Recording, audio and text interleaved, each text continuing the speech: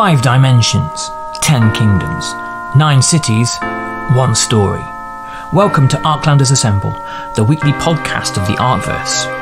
Each week, Team Verse will take you on a guided tour from the streets of Arc to the icebound islands of Celestium.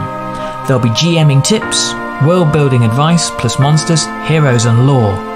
Join us for this ride through our 5th edition compatible universe and answer the call to arms, Arclanders Assemble!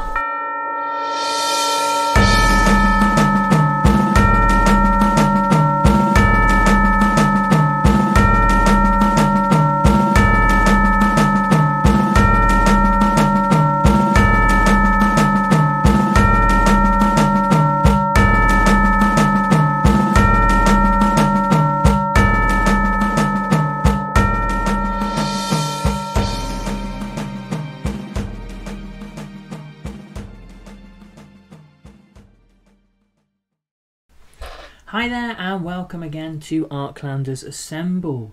Thanks so much. There's been a long pause between the last episode and this one, which was kind of intentional. It's been a super busy year here at Verse Online, and we had a lot of stuff to sort out before we could really get back to the really fun creative business, which is this. So what's been going on? Well, if you followed our Twitter and Instagram and all that caper, you'll know that we've had one product launch this year. We've launched the Arclanders Zine, which will be coming in a matter of weeks. More on that later. And we've been working throughout the year to get our second launch together for the Book of the Phantasm. I'm pleased to say that I've started to put together the Kickstarter today. We've had some fantastic artwork in from Katya, and we've really started to kind of really refine and sort of perfect the concept, and I'm really excited by this one. There are so many amazing new features and amazing new origins, amazing new classes, amazing new lore and everything else to bring your way, and it brings a really crucial part of the Arcverse story. About what happens after the Sundering in a parallel dimension that is known as the Phantasm, created by the trickster entity known as Onychias. I'm not going to do too many spoilers for it, but the Kickstarter's going live on the 15th of November. So there's plenty of time yet, and we'll keep bringing information about it to you. We've been at UK Games Expo. It was really great. It was the busiest few days that I can remember, and it was really great to meet Arclanders face to face, people that had backed our projects, that came to say hi. A real honour to meet so many. And to be a little fish, I'll grant you, a little fish amongst in a large pool amongst some mighty whales of the RPG industry. So here we are. It's September, and the autumn, hopefully, after a baking hot summer, is upon us. And we are going to really be bringing you a lot of information about the Arcverse, a lot of general features on world building, stuff that'll be useful to anybody who's listening, and some really cool content from sort of the world of RPGs. So it's great to be back. This is our way of expressing that. It's great to be back and to be once again talking about all things RPG. So to continue with our little news segment, there are some things that you probably need to know about everything we are providing at the moment. I'm just going to consult my phone because I created a list earlier on. Where are we now? Yes, the Arclander. Okay, so coming in the next few weeks will be our full colour zine with amazing new artwork, and in the first episode of the Arclander we will be bringing you 2 new character origins. The Ryvik are mischievous little humanoid rats that make fantastic sailors and sing obscene songs in the taverns, and the Skabag, hired assassins and mercenaries from Damnation, warriors, acrobats and silent killers. These are things that you'll be able to play all, and this is obviously for if you this is the first time you've listened to Arclanders Assemble.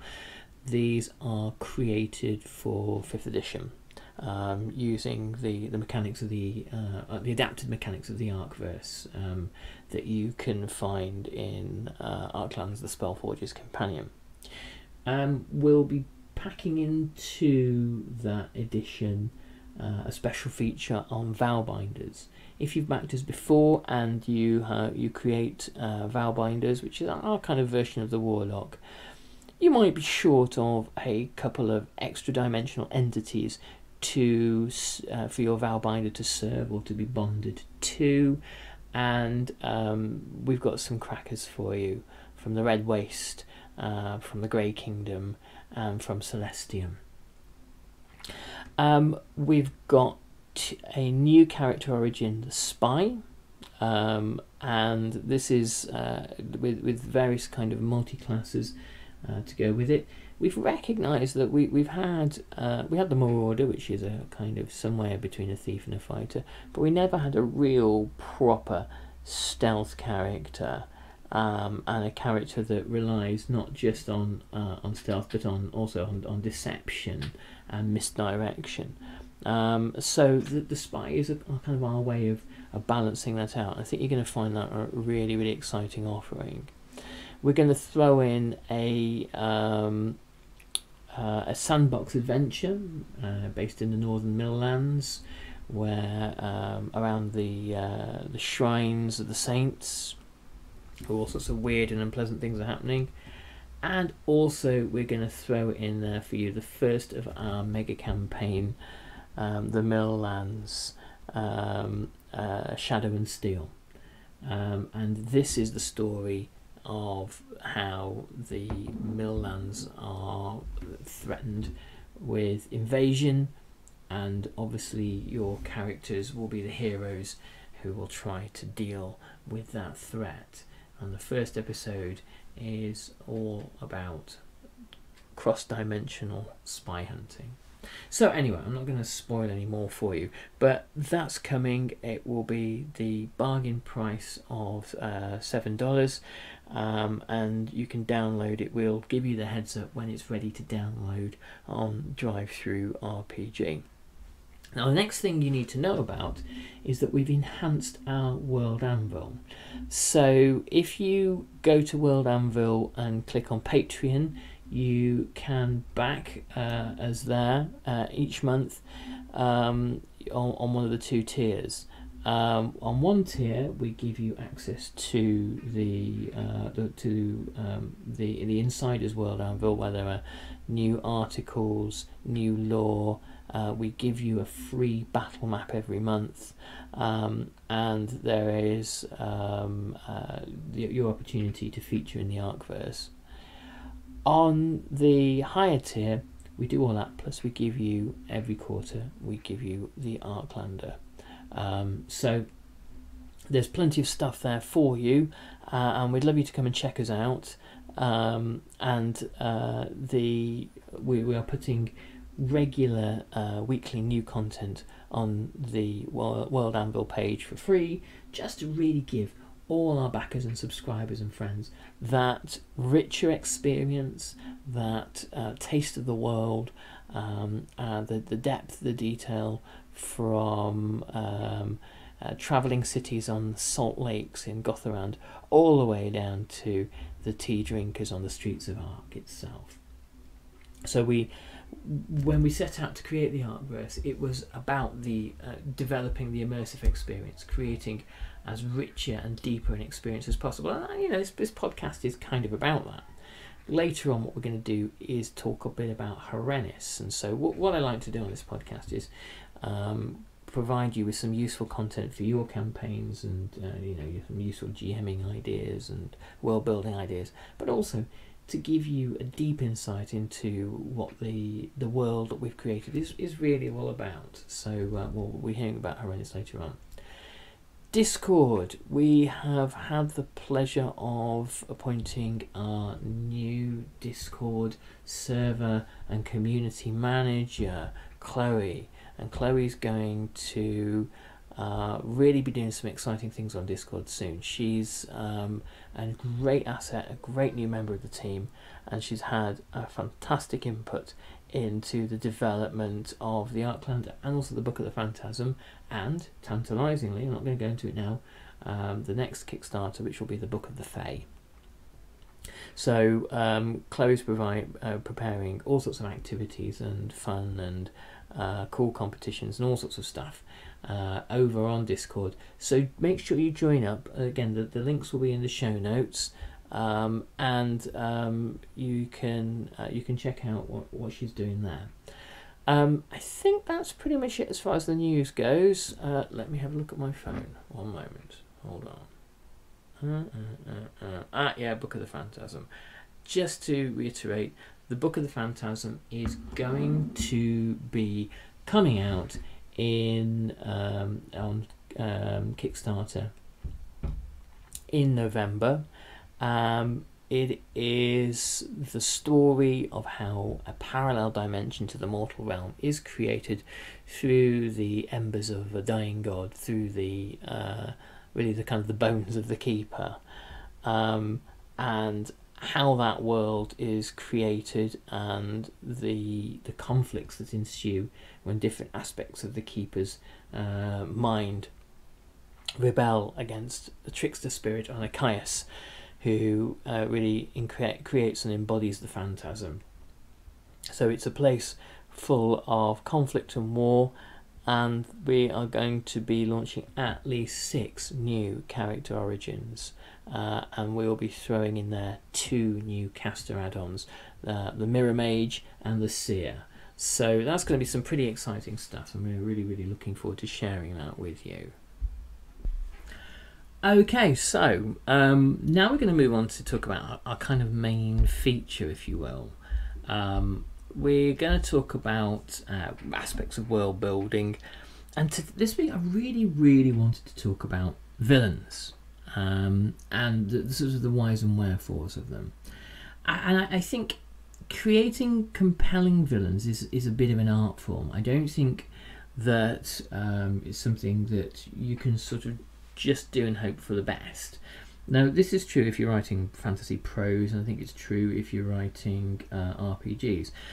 But you're writing as the antagonist. You're writing about the most interesting person in the story. If a local an evil warlord invades the kingdom, or a demon turns up from hell, or an alien lands to take over a planet, you're talking about the initiator of 9/10 of the drama. The initiator of, in a way, of 9/10 of the drama of Lord of the Rings is Sauron.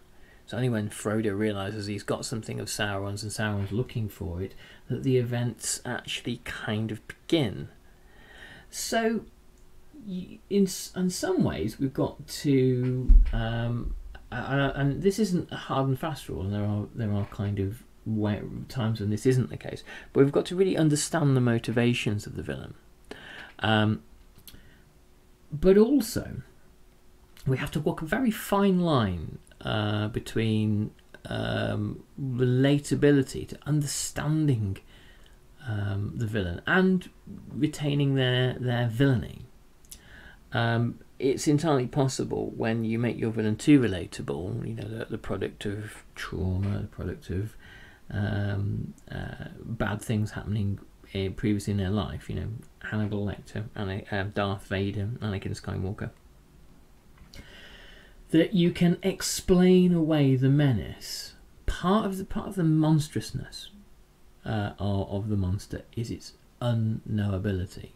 Hannibal Lecter is most frightening when we don't really understand him, because we are helpless when he, when he chooses to do what he does.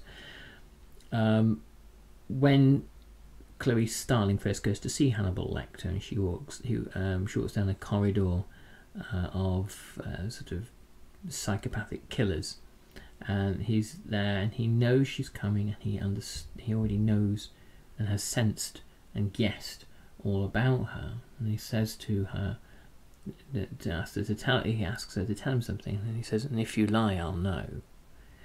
And that's a beautiful little touch that does two things. Firstly, it establishes the power dynamic, that he is just much better at this than she is, much cleverer and more intuitive, and that if he finds out she's deceived him, he will punish her in some way, even though he's behind a pane of glass. But also it sets up questions, mysteries about Hannibal Lecter. How will he know? How can he do this? Where does his ability to kind of be so intuitive, he's almost a mind reader, come from? When the subsequent Silence of the Lambs films came out, it explains away all of that. Up until the point, there's some dreadful prequel where Hannibal Lecter is the product of some kind of, I think, Nazi or Stalinist experiments, and at which point you rapidly lose interest, because, well, I suppose the question is, wouldn't we all become Hannibal Lecter in those circumstances? Really kind of raises itself, which I hope not. And what that does is it then kills the exceptionalness of Hannibal Lecter. It kills the extraordinariness of Hannibal Lecter, and it kills the terrifying nature of him. Because for us to be terrified by something, it needs to be beyond our ability to control, to predict. Human beings have thrived in the world when they've been able to predict it. And that's when human beings generally stop being scared of things, because they can go, oh, well, I know what that is. This wild animal always comes to this part of the world at this particular time when it's hungry, so we won't go there and we'll be all right, and it becomes less scary. And that's what you never really want to do with your monsters. Create predictability and create explainability. Relatability can happen in other slightly different ways. I mean, take the best, most recent example of Thanos. Thanos is a great villain because he is seemingly unstoppably powerful, and completely driven.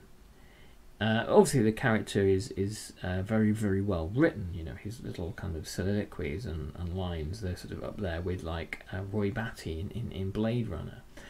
But the thing about Thanos that's good is that he's never, even though he has a kind of a particular ideological position that he's trying to uphold, that his sort of Malthusian idea that if you cull half of the universe, then it'll stop getting overpopulated, and this is essentially a good thing. This kind of genocidal act in the greater good, which all genocide heirs is basically view that they are performing some kind of public service,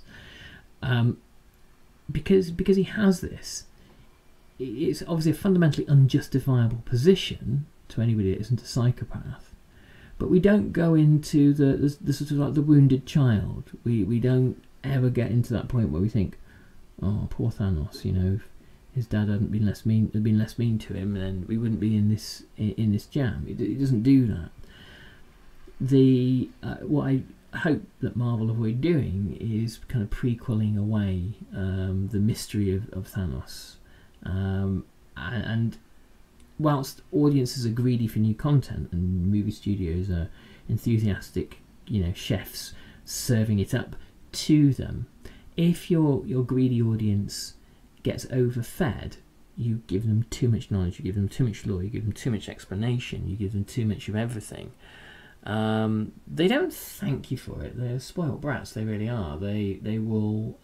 You will have ruined the mystique and the mystery of the villain you created, and secondly, your heroes, your characters, your players will not be scared of the villain any longer. When you talk about character motivation, I mean, take the example of Thanos, who seems in some ways, to have a coherent ideology.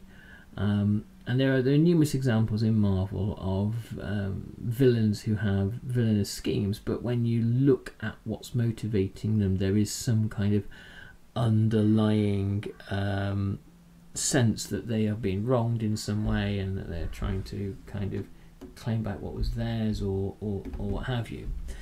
You have that kind of villain, but you don't always have to have an explicable villain at all. The aliens, well, there are two examples in the kind of the Ridley Scott alien universe. The aliens themselves are essentially monsters that feed. They are their only motivation is to replicate themselves and to devour as many creatures along the way as they can do. They are kind of not inexplicable. I mean, they're quite easy to explain, but they are there is no deeper self there to reason with. It's just a terrifying monster that is so utterly, alien, if you will, to us and to our sense of what we are, and such a force of destruction that the only thing to do is to kill it as violently as possible. But the other entity in all of that are the engineers, the race of peoples who created human beings and created aliens. I mean, what they're trying to do, unless there are some other books or some other media about the Ridley Scott universe that I've yet to come across, it's completely unclear what motivates them to create and destroy civilizations, and it's kind of unclear the extent to which they are villains, or the extent to which they are gods, or what have you. Where they are from and who they are and what they're all about is unknown, and to a little bit unknowable, which, for an alien engineer race, you would imagine that would probably be the case. Why is this a good thing? Well, because there is that tantalising element of wanting to know. There's that tantalising element of wanting one's curiosity to be satisfied.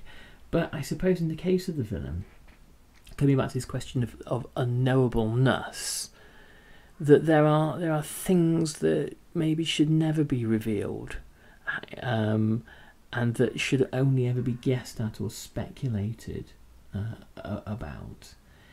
And this is the way to keep the concept of the villain alive and fresh and exciting. It's a tightrope walk, and it's a difficult one to navigate about how much to reveal, how little to reveal. We, until recently, in at the Arclanders World Anvil, we were very much reveal averse, and then we had to ask ourselves the golden question of, well, why? Why are we sitting on all this lore, all this knowledge, and not telling anybody about it?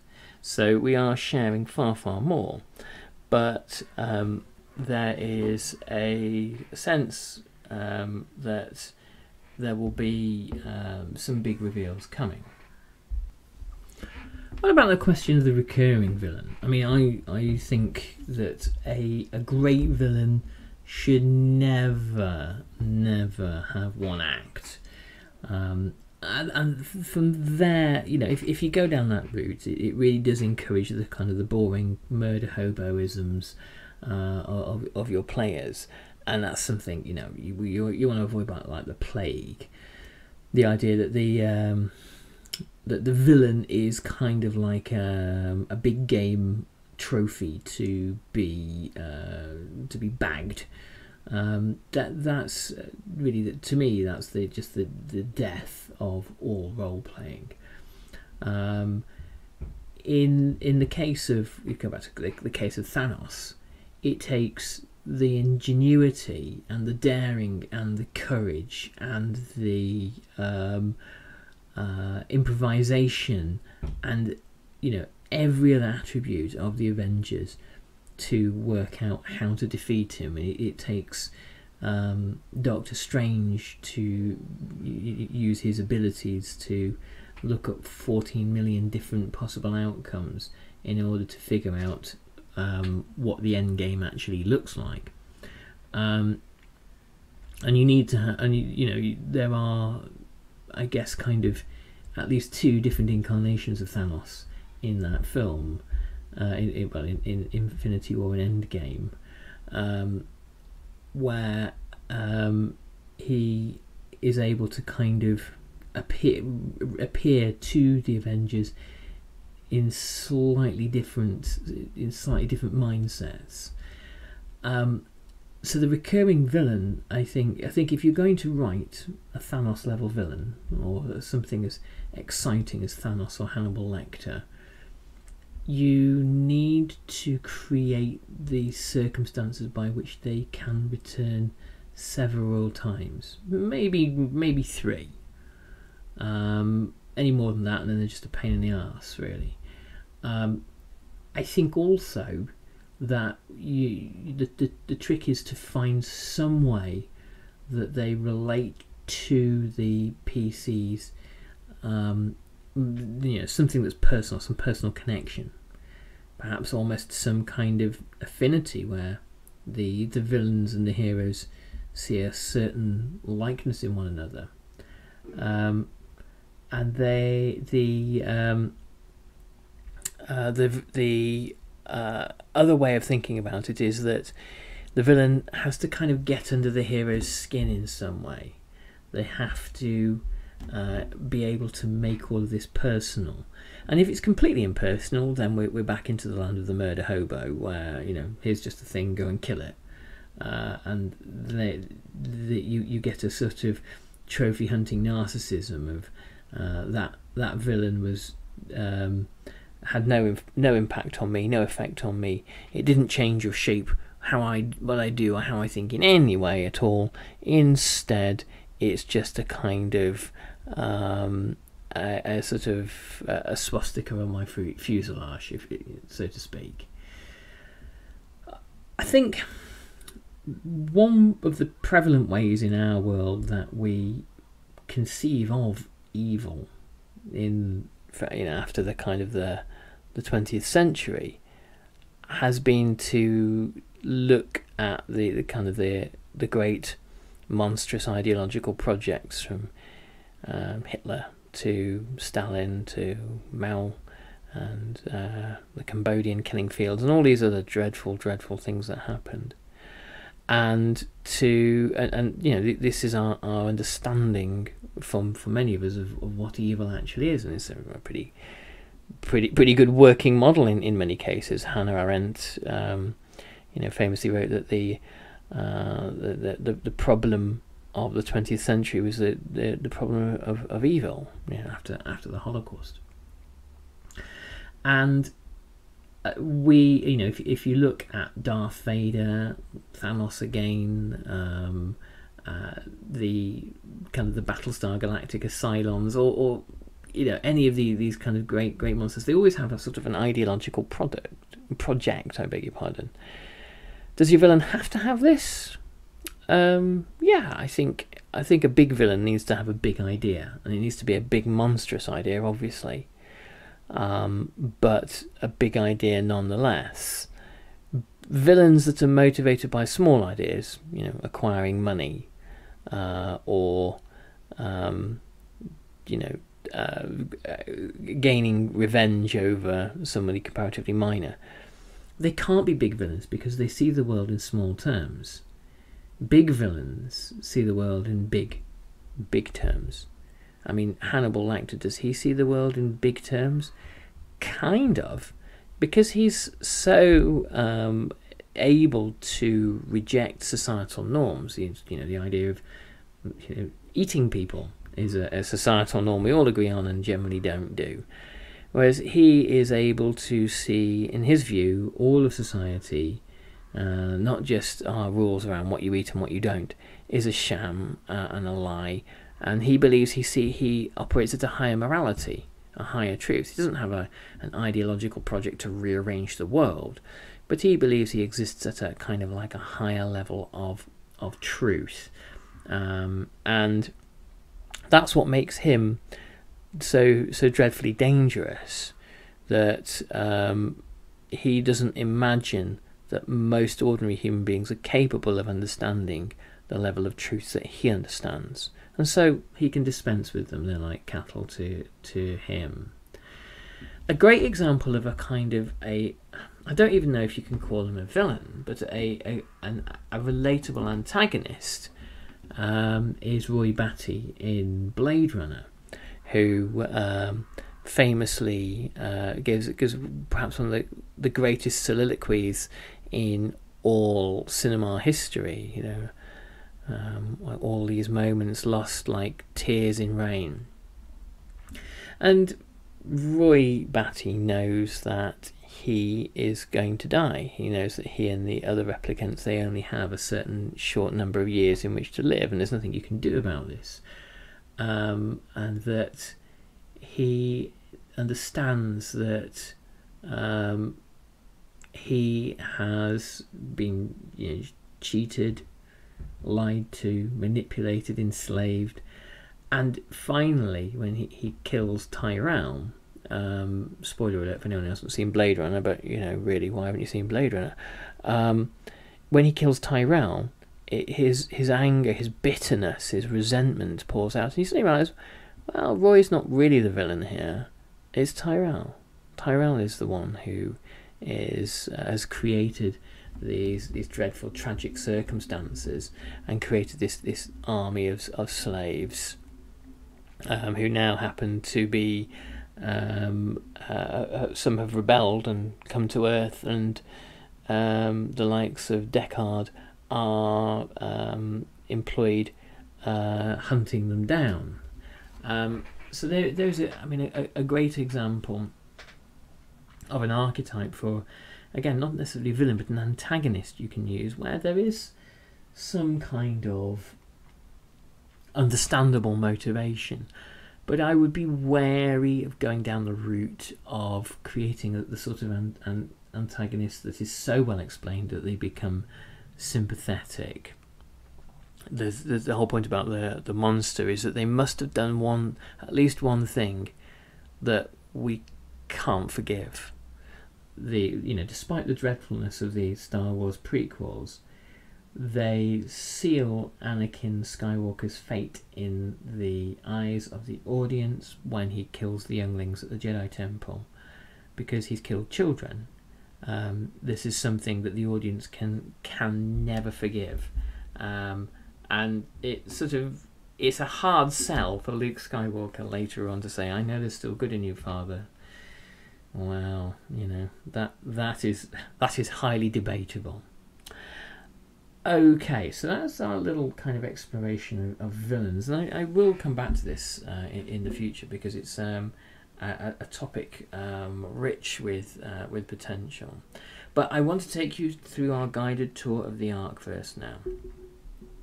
Okay, so this week we're going to talk about the city of Harenis.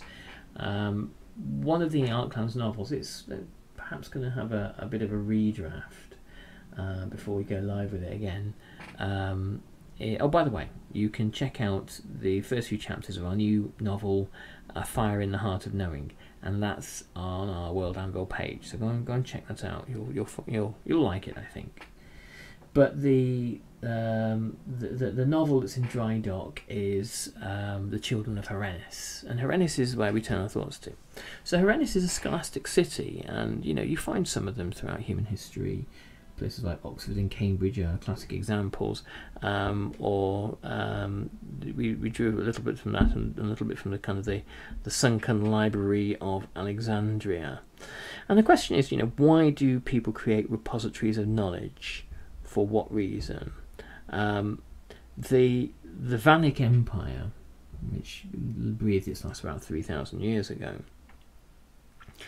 began the process of creating Harenis because, knowing that the empire was dying out, the Vannic emperors, the final Vannic emperors, thought it would be a way of preserving what there was of the empire, in the hope of resurrecting it in centuries to come.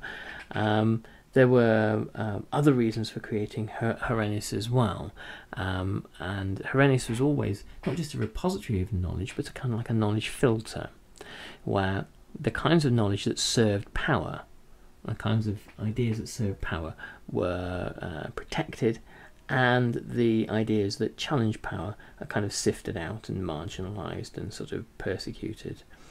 And the role of the Harenian scholar, it's a city run by scholars, has been to ally itself with the Eruvian Church, and the Eruvian Church is the number one determinant of what is considered acceptable or unacceptable knowledge. And the two between them, instead of really propagating all fields of thought, particularly thoughts around magic, magic is a suppressed knowledge, the two of them ally together in order to create an acceptable canon of knowledge which really controls ideas and therefore controls wealth and power in the Arclands. If you think about any great fundamental change that has happened in the world, any revolution, it's really been a revolution in the head. It's been a revolution of ideas. And so if you can have a city which makes good ideas sacrosanct and bad ideas marginalised, it's a very useful city. If one was to take a walk through Harenis, it would look, not dissimilar to kind of it's kind of quite classical in its architecture.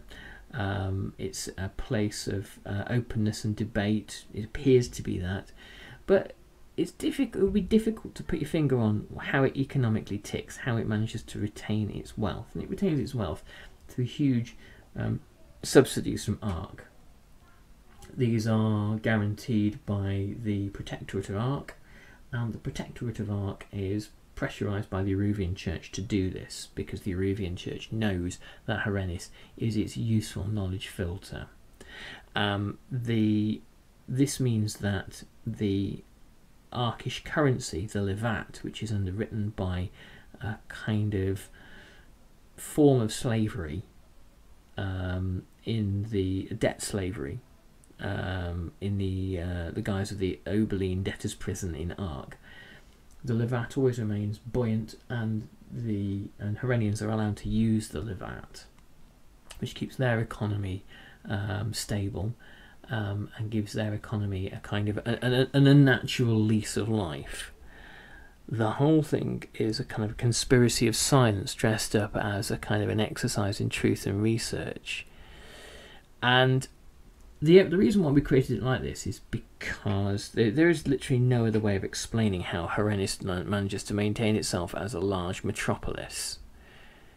During the Middle Ages, places like Oxford and Cambridge, their bread and butter was the fact that they trained lawyers. And you need lots of lawyers when you have a society based on land ownership, where there are questions of who owns what and who's inherited what, to put simply.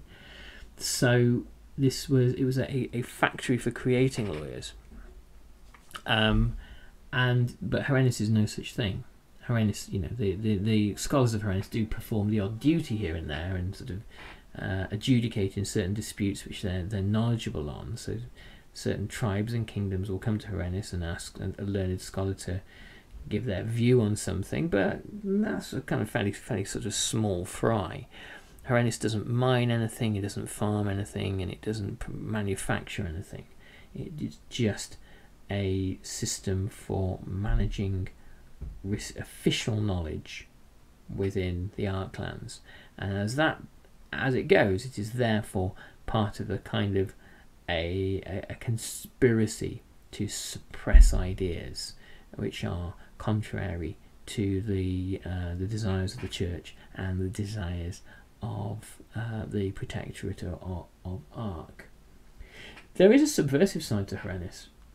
particularly the district called Inktown, where poorly paid scribes and scholars spend their time drinking and really resenting the wealthy elites of Harenis, who are the kind of the lords and excuse me, the lords and masters.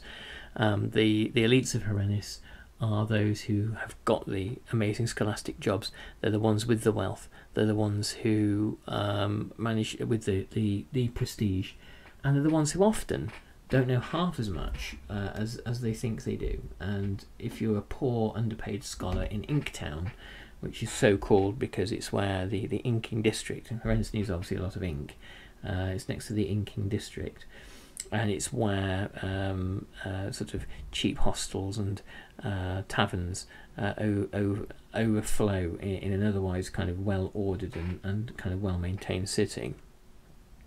And this kind of poorly paid scholastic proletariat exist, hoping at one time that their manuscript will be published and they'll get fame and recognition at the Resonance, which is the great debating chamber in the heart of the city. But this rarely ever happens, and in fact a small number of rather bloated, overpaid scholastic masters control everything, and their job isn't really to foster new ideas, which you often find in Inktown, it's to shut them up. So yes, it's a cynical old world, isn't it? But this is something we hope you'll find useful, you'll enjoy. And obviously Harenis only exists. Harenis is based on the coast of the Greater Arc Sea, and it only exists because of the vast library of Harenis that exists 50 miles inland, built underneath a mountain, which was built by the Vanik people with the help of the great craftsman, the Ferg. And as they say, Ferg steel never breaks. But you can check out this and more on our World Anvil. Make sure you follow the links in the show notes, and there's a whole bunch more lore there. We'll keep adding to that over time. I'm going to finish now. Thanks very much for listening. It's been great to be back and getting back into the swing of things, and I hope you've enjoyed and found this show useful. Do check out what we do, and if you're able to fund our Kickstarter or back our Kickstarter on the 15th of November, we'll be very grateful for that, and we will keep you posted with plenty of announcements and updates to come. Thanks very much, everybody. Take good care. All the best. Bye bye.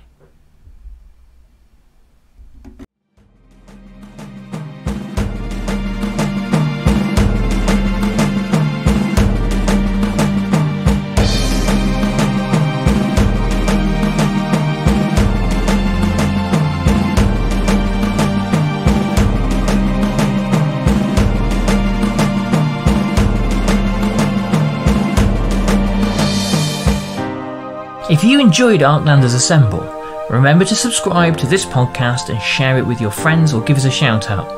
We'll need an army to stop the darkness that's coming. You can find us on Discord, World Anvil, YouTube, Twitter, DriveThru RPG and Kickstarter, and the links are available in the show notes. Catch next week's episode on iTunes, Spotify and all good pod hosters, and come and find us on social media. We'd love your feedback.